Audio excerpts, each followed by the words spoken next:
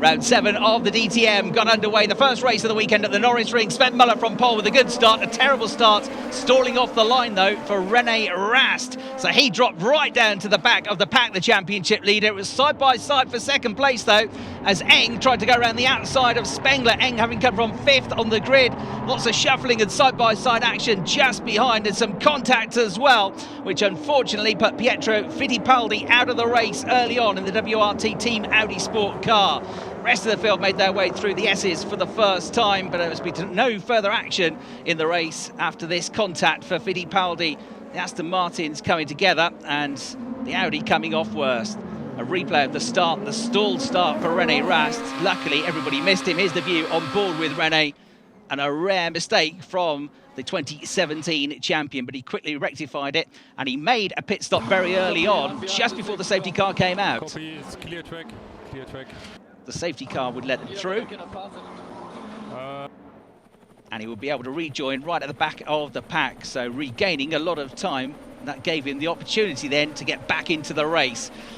2x2 start formation saw the restart going the way of the pole sitter Nico Muller, but they were fanning out behind him as well. Spengler with a good start, trying to come around the outside of him. An excellent start for the orange Audi of Jamie Green as well in 4th place. Spengler and Eng side by side for the second time in the race, and all of this allowed Nico Muller to stretch his legs at the head of the field and start to pull away from the pack. It was a really good start as well for Timo Glock, and the number 16 car getting on the edge of the podium positions for BMW Team RMR.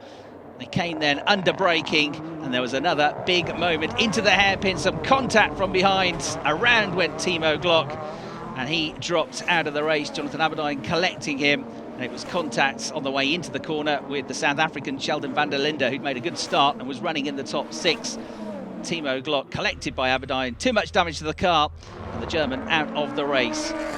Another German going well though was Marco Wittmann in the number 11 RMG BMW.